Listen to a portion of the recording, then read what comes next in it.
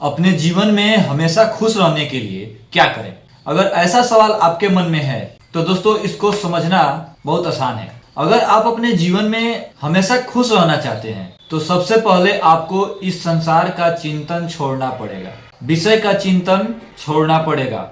अब आप कहेंगे कि तो फिर मैं क्या करूं?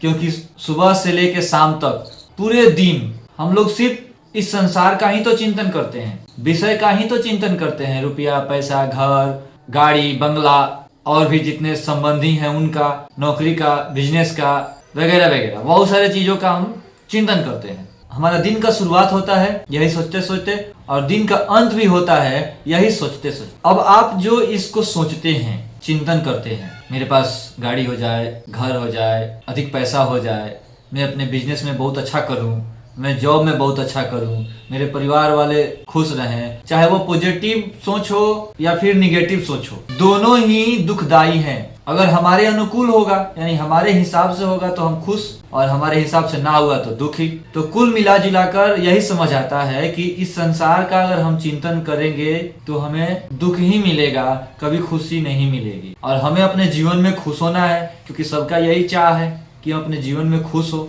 तो फिर खुश कैसे हो? इतना तो तय है कि आप इस संसार का चिंतन करके कभी खुश नहीं हो सकते, क्योंकि जो कुछ भी आप सोचेंगे अगर वो आपके हिसाब से हुआ तो आप खुश हैं, और आपके हिसाब से ना हुआ, प्रतिकूल हुआ तो आप दुखी हैं। और प्रत्येक मनुष्य यही चाहता है कि सब कुछ मेरे अनुकूल हो, मेरे हिसाब से हो, जो कि होता नहीं है, क्योंकि यह जीवन ही दुख और सुख का मिश्रण है। दुख और सुख यहाँ आते रहते हैं, तो दुख होंगे तो परेशानी और सुख होंगे तो खुशियां। तो फिर हम अपने जीवन में खुश कैसे रहें? इसका एक ही कारण है, आपको संसार का चिंतन रोकना होगा, यानी कि थिंकिंग करना बंद कर देना होगा। सिर्फ अपने कर्तव्य कर्म पर ध्यान देना होगा, अनुकूलता प्रतिकूलता पर ध्यान ही नहीं देना होगा। दोनों स्थिति में सम रहना होगा, और यह इतना आसान है नहीं। जब दुख होगा उस समय आपको कहा जाए आप खुश होकर दिखाइए तो खुश नहीं हो सकते, और नियम तो यही कहता है कि जब आप दुख में भी खुश हो जाएं तो ही आप खुश रह सकते हैं। तो फिर आप अपने जीवन में खुश कैसे रहेंगे?